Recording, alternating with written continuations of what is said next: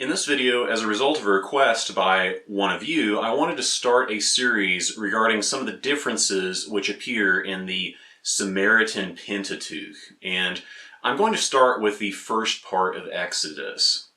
As a brief introduction, as you may already be aware of, the most popular type of manuscript used for the Torah by far is the Masoretic text. Most of the time, you're probably looking at some form of this manuscript.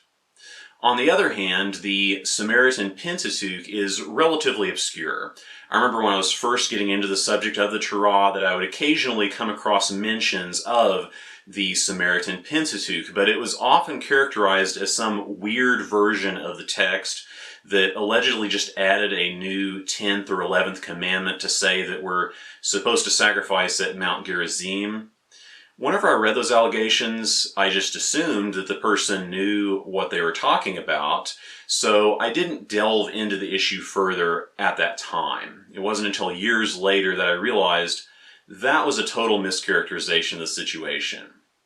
The first thing to recognize, as we will get into later, is that the allegedly new command that they supposedly added is already in the Masoretic text. It already appears in Deuteronomy 27 in all the text types that I'm aware of. It just says Mount Ebal in the Masoretic text instead of Mount Gerizim.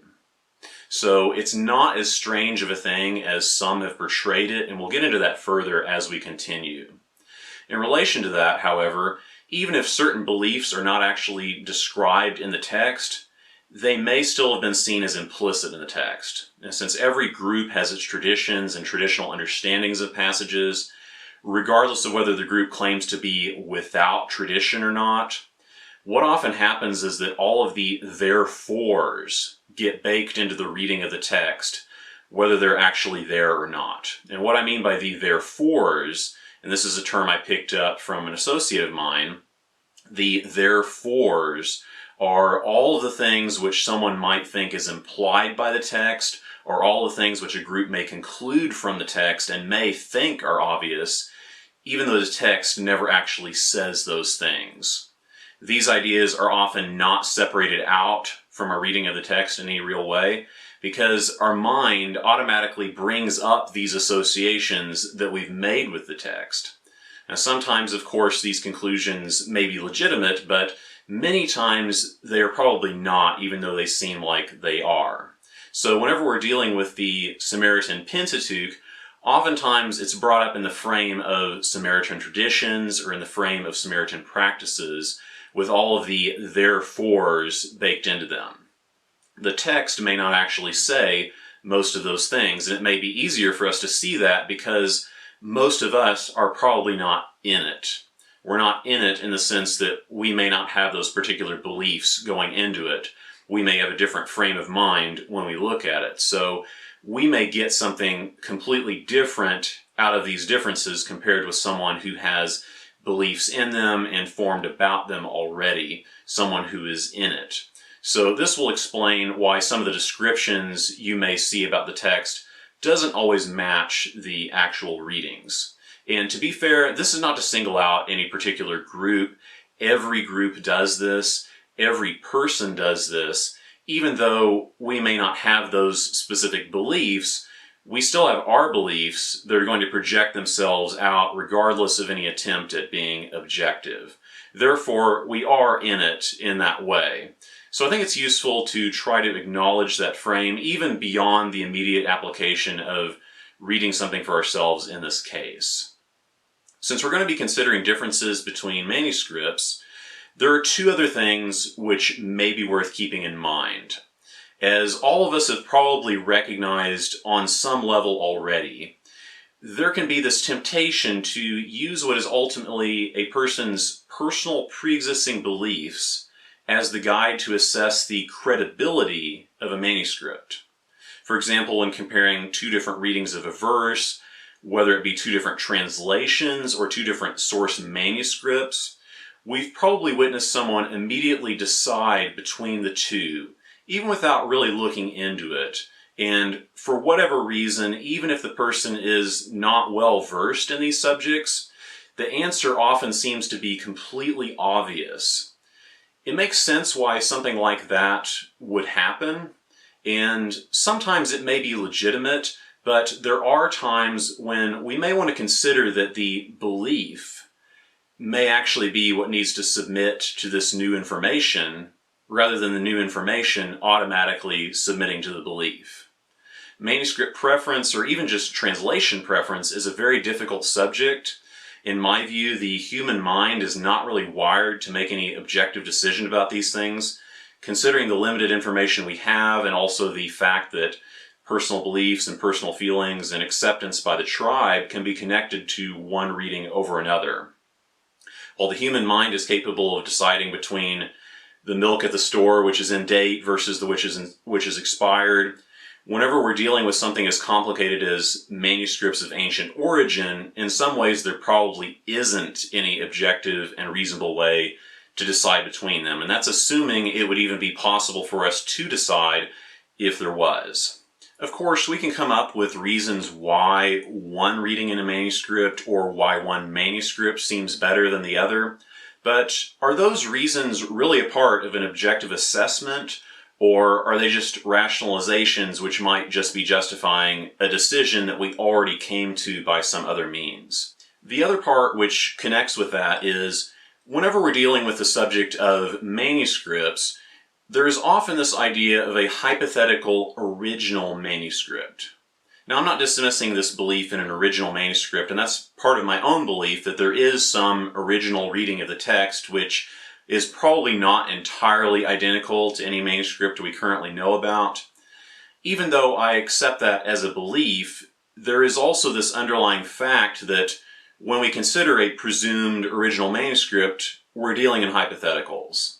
And whenever we're dealing with hypotheticals of that sort, it's easy to not have any concrete boundaries in terms of what we think the original manuscript supposedly said. I know that I personally have been reckless in how I've approached that issue, especially many years ago regarding certain other books, which are sometimes included after the Torah. I think it's useful to recognize that this type of belief in a hypothetical manuscript can easily spiral out of control. I've seen it sometimes turn into a belief where a person believes that they have the ability to imagine what the original text said with certainty, even without any known source actually holding that reading. And that belief can turn into a person unintentionally editing the text themselves. I know for me that there are times when I need to keep myself in check on what I assume about any hypothetical original and try not to assume too much. And even though I may have some personal opinions of that sort, I try to keep that grounded in the manuscripts or the readings which I already know to exist, and I try to remain open to any possibly credible manuscript difference on a passage. With those cautions in mind, I do think the Samaritan Pentateuch holds some value to it. I personally do not know the exact degree of that value, and I would wonder about any confident assertions saying that it is always more accurate, is always less accurate, or it's right here but it's not right there, etc. In my view, there are passages which may just be later additions, and at the same time, some passages may reflect a more original reading. I think we should consider some of these differences, and that is why we're going to get into them now. As we go through them, for the sake of brevity, I may refer to the Samaritan Pentateuch as SP and the Masoretic text as MT. At the beginning of this, some of these may initially seem pretty insignificant or unimportant, but there are some as we continue that may be of more interest. I'm essentially starting in Exodus 12, but this video is not intended to be all-inclusive. There are some variations which appear in the narrative at the beginning of the book of Exodus, but in this video I wanted to focus primarily on the differences with commands and passages that surround commands. And I primarily focused on one particular Samaritan manuscript in this study. With Exodus 12, I didn't notice any overly significant differences in that chapter, but there is one to consider in Exodus 13:6. The MT reads, 7 days you shall eat unleavened bread, and in the 7th day is a festival to Yahuwah. The SP reads slightly differently and says, 6 days you shall eat, with the rest remaining the same. This actually reflects what Deuteronomy 16:8 says even in the MT, and that is a pattern that seems to appear a number of times. I'm trying to frame this in a neutral way, so I'll just say that there are more things in the SP which could be seen as overlapping with Deuteronomy when contrasted against the MT. I found it interesting, though, that despite this wording, that the other verses in that passage in the SP, such as Exodus 12:15 or even the next verse in Exodus 13:7, still say 7. They still say to eat for 7 days. Moving into Exodus 18, instead of verse 25, there is a passage which is almost identical to Deuteronomy 1:9 through 18, which talks about Moses saying that he needs to delegate, and it discusses the appointment of leaders under him. The main differences between the MT version of Deuteronomy 1 and the SP version of Exodus 18 are mainly things we would expect to see with that description appearing in the midst of the Exodus narrative. There are some shifts in persons, so the SP sometimes says what would be rendered as he or them instead of I or you, and it also leaves out parts about in that time. Thus, we might see it as more consistent with the narrative style of Exodus, which would make sense. Getting into the 10 words or the 10 commandments, there are some differences in the Sabbath or the Shabbat command. In Exodus 20 verse 8, in the MT it says to remember the day of the Shabbat, or one might translate it as the day of cessation, presumably ceasing from work, if that interpretation is correct. And then it says to make it holy or set apart or sacred. The SP does not say remember, but it says to observe or keep or guard the day of the Shabbat. This is similar to the MT's wording at the beginning of Deuteronomy 5:12. Deuteronomy also says to guard it. One other difference in this passage that I'll point to is in verse 10. The SP specifies that you shall not do any work in it. The MT does not have in it, whereas the SP does. Obviously, that probably doesn't change the actual application of the command from one version to the other, but it is present nonetheless. Moving into the covet command or the desire command, the SP has some minor differences in some of the conjunctive particles in the command. So the use of the equivalent to the word and is different when comparing the two versions. And also the SP contains his field in the list of what one is not supposed to covet or desire. His field does not appear in the MT version of Exodus, but appears in the MT version of Deuteronomy 5:21. However, the SP version of this verse in Exodus is not identical to the MT version of the Deuteronomy counterpart. Now getting into some of the more major differences. Around Exodus 20:18 through 21 is where we see the often referenced command regarding Mount Gerizim. Although there are some differences in a few words and phrases, as well as the introduction to this passage, there is a counterpart to this in the MT version of Deuteronomy 27, so I suggest checking that out if you're not already aware of it. The SP reads, "And it shall be that YHWH, your Elohim, shall bring you to the land of the Canaanite, which you are coming toward there to take possession." Starting from here, compare with the second half of Deuteronomy 27:2. "And you shall raise for you great stones, and you shall whitewash them with lime, and you shall write on the stones all of the words of this direction. And it shall be, as you cross the Jordan, you shall raise these stones which I am ordering you today in the mountain of Gerizim. And you shall build there an altar to YHWH, your Elohim, an altar of stones. You shall not sling iron on them. You shall build the altar of YHWH, your Elohim, of whole stones, and you shall bring up on it ascent offerings to YHWH, your Elohim. And you shall slaughter peace offerings, and you shall eat there. And you shall rejoice before YHWH, your Elohim." Then at this point it ends by describing the location of the mountain, which is different from the MT version of Deuteronomy. So this passage, as you may have noticed, is actually very similar to the Deuteronomy 27 passage in the MT. It's already in there. The main two differences are, number one, the location of the passage is also in Exodus 20 when looking at the SP, and the other being the location of the altar differs between the SP and the MT. This verse does not explicitly say that Gerizim is supposedly the commanded holy place.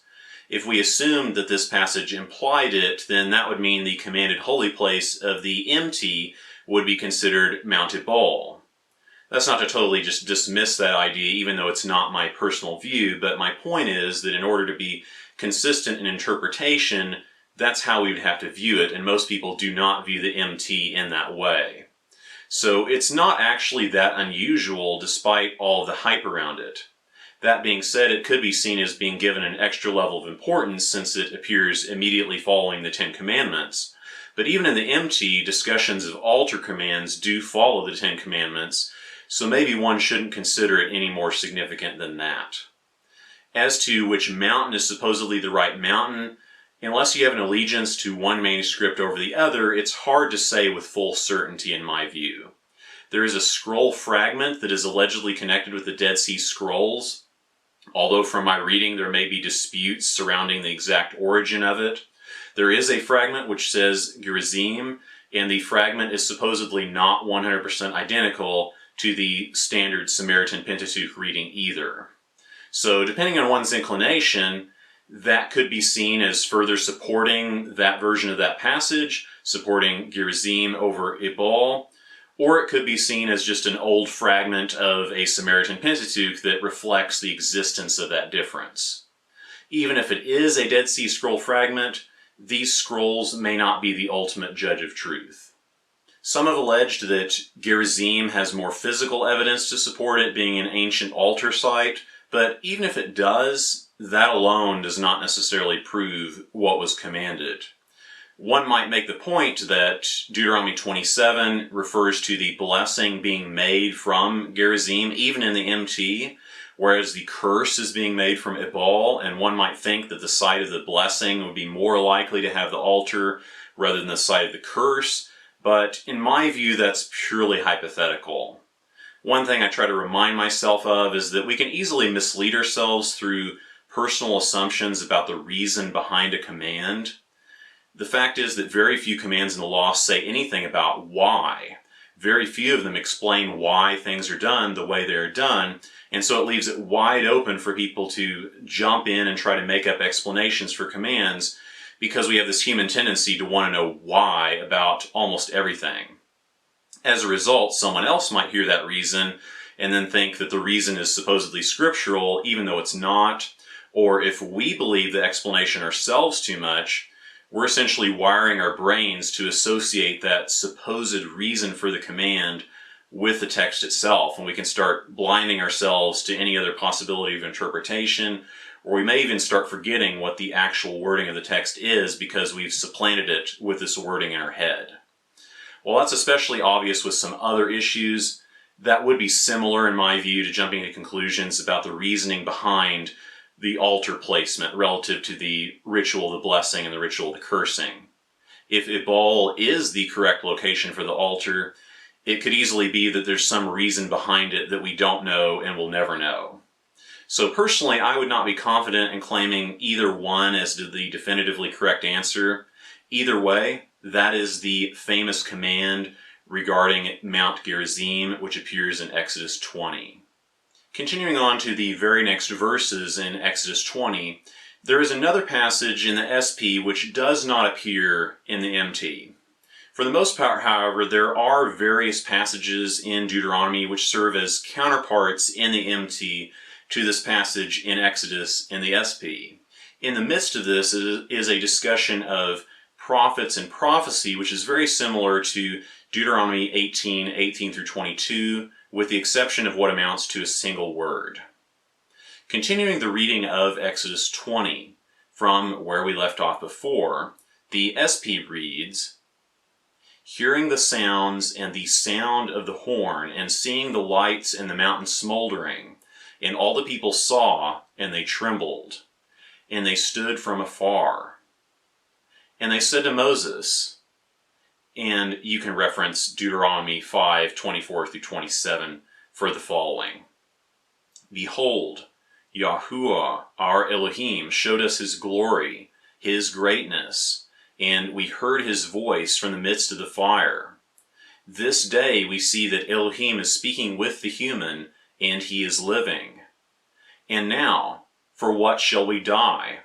For this great fire shall consume us if we continue to listen to the voice of Yahuwah, our Elohim, further, and we shall die. For who is there from all flesh who heard the voice of living Elohim speaking from the midst of the fire like us? And he lived. You go near and hear all which Yahuwah our Elohim shall say, and you shall speak to us all which Yahuwah our Elohim shall speak to you, and we shall listen and we shall do. Now it has Exodus 20:20-21, similar to the MT. And Moses said to the people, you must not fear, for the Elohim came in order to train you, and so that his fear shall be before you, so that you shall not sin. And the people stood from afar, and Moses approached to the darkness where the Elohim was. Now from here you can compare with Deuteronomy 5:28-29. And Yahuwah spoke to Moses to say, I heard the voice of the words of this people which spoke to you. They were good with all which they spoke. If only it would be, and their hearts shall be like this for them, to fear me and to guard my orders all of the days, so that it shall be good for them and for their sons for the long enduring time. Now, from here, you can reference starting in Deuteronomy 18:18. I shall raise a prophet for them from the midst of their brothers, like you, and I shall put my words in his mouth, and he shall speak to them all which I shall order him. And it shall be, the man which shall not listen to his words, which he shall speak in my name, I shall require it from him. In the MT it says my words instead of his words. But the prophet which shall act presumptuously, to speak a word in my name which I did not order him to speak, and who shall speak in the name of other Elohim, and that prophet shall die. And if you shall say in your heart, how shall we know the word which Yahuwah spoke it not? That which the prophet shall speak in the name of Yahuwah, and the word shall not be, and it shall not come. It is the word which Yahuwah spoke it not. In arrogance the prophet spoke it, and you shall not fear him. From here you can refer to Deuteronomy 5:30-31. Go, say to them, return to you to your tents, and you stand here with me, and I speak to you all of the order, the commands, and the judgments, which you shall teach them, and they shall do in the land which I am giving to them, to take possession of it. So aside from some minor differences and the difference I pointed out, and aside from the fact that these passages appear in Exodus in the SP, there isn't really much difference of note. One thing you might have recognized in the past is that in Deuteronomy 18:16-17, the MT does appear to imply that this conversation about future prophets and future false prophets occurred around the time of the events of Exodus 20. So it would make sense that this passage, or something similar to it, might appear in Exodus 20, but that doesn't necessarily inform us as to which reading is more correct. So that is it for Exodus 20. The next 3 chapters are dense in terms of the number of commands which show up in them, And after those, I will close the video with Exodus 24 as a logical breakpoint, since chapter 25 starts getting into the commands on the tent of meeting, the commanded sanctuary of the Torah. Some of the following differences are pretty minor, so I'll just kind of zip through those, but some of them are more conspicuous, as you will see. In Exodus 21:18, the SP reads, "And if men shall contend, and they shall smite a man his companion, and he shall not die, and he shall fall to bed." In the verse there are some minor differences, but the main one is that it does not have the examples of things with which a person might smite another person. In the MT, it refers to stone and to a fist, or some think the word refers to a tool or tools instead of a fist. Otherwise, it is essentially the same. In Exodus 21:20, the SP reads, "And if a man shall smite his servant or his maidservant with a rod, and he shall die under his hand, he shall surely be put to death." When comparing this with the MT has a different wording at the end. It does not say put to death or caused to die. It uses a different word, which means avenge. So the person shall surely be avenged according to the MT, but it doesn't explicitly say that that is by death. Exodus 21:28-29 refers to a bull which gores someone in the MT. This passage reads differently in the SP. "And if a bull or any beast shall smite a man or woman, and he shall die, the beast shall surely be stoned, and its flesh shall not be eaten, and the owner of the beast is clear." And if the beast is one that was smiting from the day before yesterday, and it was made known to its owner, and he is not guarding it, and it shall cause a man or a woman to die, the beast shall be stoned, and also its owner shall be caused to die. So as you see, the SP has the command applying to not just a bull, but any beast in general, and it says smiting instead of goring. Many of the commands in the rest of this section of the law have similar differences in the wording. So instead of just going through every example where it says beast instead of bull, or where it adds beast to a list of other animals, I'll just mention that the SP does that a number of times. Moving on to Exodus 22:4, also known as 22:5, the SP reads, "And if a man shall graze a field or vineyard, and he shall send his livestock, and it shall eat from the field of another, he shall surely repay from his field's income.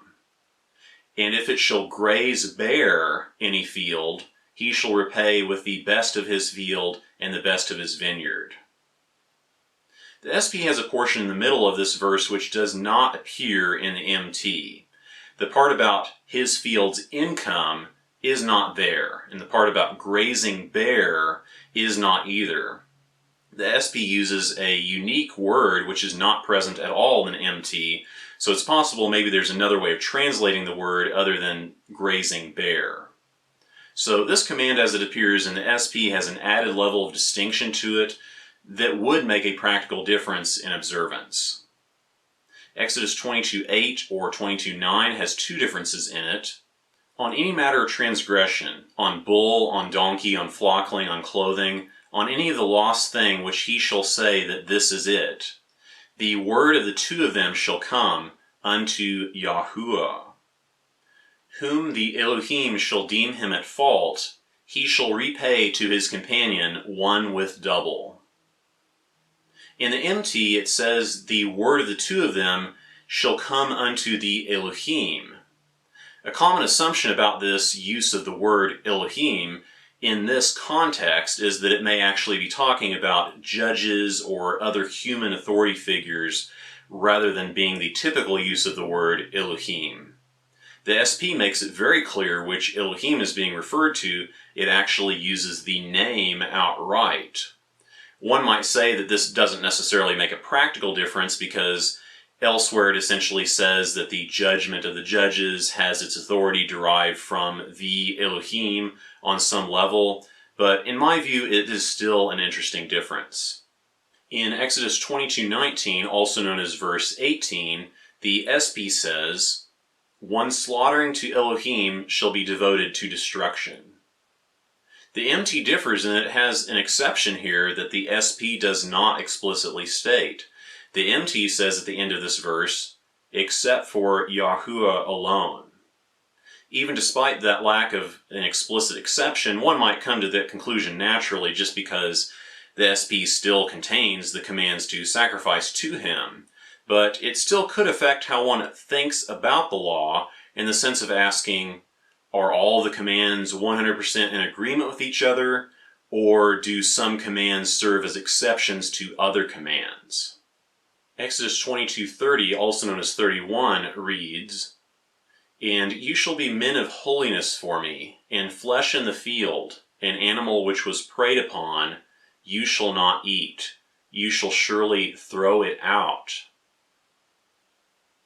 The difference here lies with the end of this verse. In the MT, it refers to casting it out to the dog. The SP obviously does not contain this reference to dog or dogs. Exodus 23:12 has a bit of a different wording in the latter half of it. 6 days you shall do your deeds, and in the 7th day you shall cease, so that your servant and your maidservant shall rest like you, and all of your beast and the sojourner. For comparison, I will read the MT version now. 6 days you shall do your deeds, and in the 7th day you shall cease, so that your bull and your donkey shall rest, and the son of your maidservant and the sojourner is refreshed. Like with many of the differences that we've looked at so far, this difference shares some similarities with a wording in Deuteronomy. Deuteronomy 5:14 also says, "So that your servant and your maidservant shall rest like you." However, it does have its own arrangement of things nonetheless. Exodus 23:13 in the SP says, "And you shall be guarding all which I say to you, and you shall not invoke the name of other Elohim, and they shall not be heard on your mouth."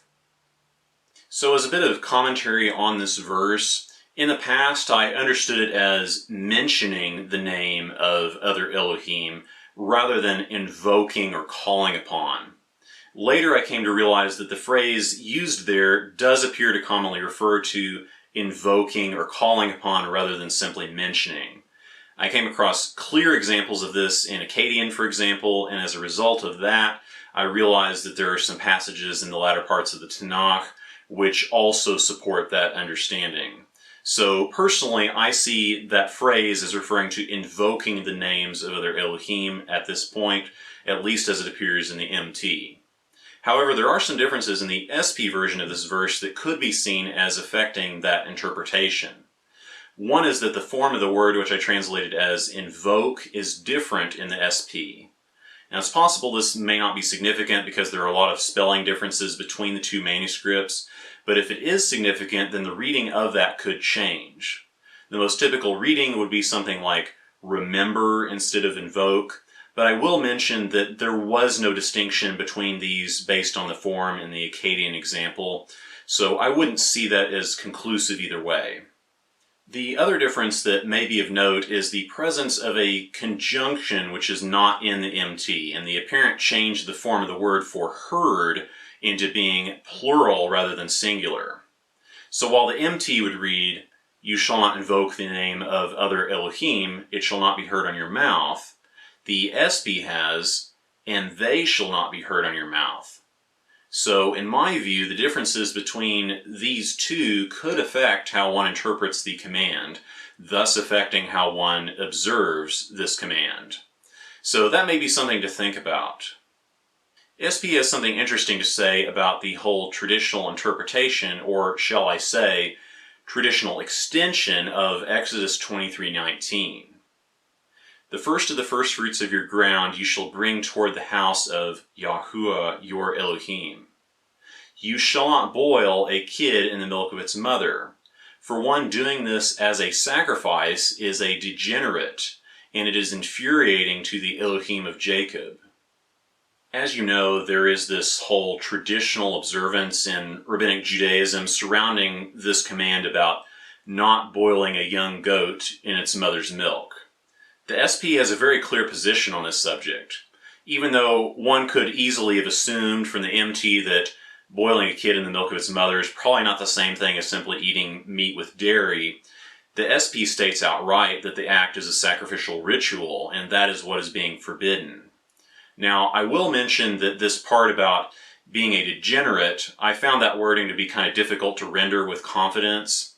A friend of mine translated it as something like, one doing this as a sacrifice forgets and angers the Elohim, but my opinion is that the word in question is probably not directly referring to Elohim, and while forget is a typical translation of that word, apparently there is another word which is spelled similarly that can supposedly refer to decaying and things along those lines, so that's why I rendered it the way I did, that the person is a degenerate.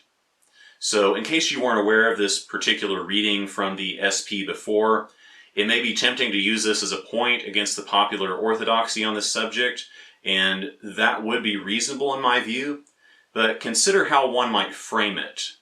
Does that mean we're going to defer to the SP on everything, or are we just using that as a possibly relevant piece of information that may or may not be actual proof?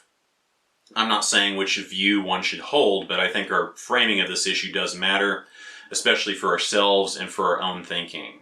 One other interesting thing about this command and the variations in the different manuscripts is whenever we look at the early Greek translation of the Torah, and of course there are problems with the Greek translation that I'm not going to get into right now, but one interesting reading for one of these commands about not boiling a kid in the milk of its mother is that in one of the Greek readings of this, it says not presenting, that you're not supposed to present a kid in the milk of its mother, presumably implying offering it, similar to what the Samaritan Pentateuch says. It's not an identical reading, but I thought that might be of interest as we're considering this.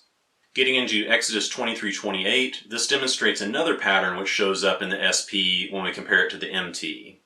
This verse and many others like it refer to the condemned nations, or the different tribes living in the land which are supposed to be evicted. The SP often lists more tribes when compared to the MT, and or it will list them in a different order. Conspicuously, the list is often closer to the one which appears in Deuteronomy 7:1 in the MT.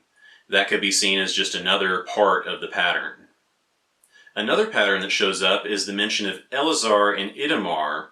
For example, Exodus 24:1 lists them amongst their brothers and Moses and Aaron and the elders as they approach to worship or to prostrate before Elohim. This appears in a number of other verses also where they aren't mentioned in the MT. The final difference for now is in Exodus 24:4. And Moses wrote all of the words of YHWH, and he rose early in the morning, and he built an altar below the mountain and 12 stones for the 12 tribes of Israel. The difference here is with the choice of word for the 12 things which are being set up for the 12 tribes. The SP says stones. The MT says monuments. The MT uses the same word which appears in Deuteronomy 16:22, which is said to be something which Elohim hates. So once again, one might view the SP version of this as being more in line with the book of Deuteronomy. Some might be inclined to think that that might make it more valid, and some might be inclined to think that it's simply trying to reconcile them. But I'm not so sure personally. There are a number of things recorded in what we have that happened before certain commands were given, which clearly were not allowed later. Is this simply another example of that? Maybe or maybe not. So that covers the differences that I wanted to point out and discuss from that portion of the book of Exodus. We looked at a number of small or possibly minor differences, as well as some of the more famous passages like the alleged 11th commandment, and we saw how that's not such a strange thing after all. And we looked at some differences that could affect observance in a practical sense even today. Aside from just looking at the differences in the manuscripts, we also considered the subject of how we assess manuscripts. Are we relying on what we imagine a hypothetical original manuscript said in order to tell us what the right reading is? Or do we have some actual specified criteria that we use to make that determination? Or are we just personally unsure about the issue? Those are questions which may be difficult to answer in any decisive way, and that's another reason it is useful to consider those types of issues. In the future, I want to intermittently return to the subject of the SP and continue looking at this manuscript. So let me know in the comments if you are interested.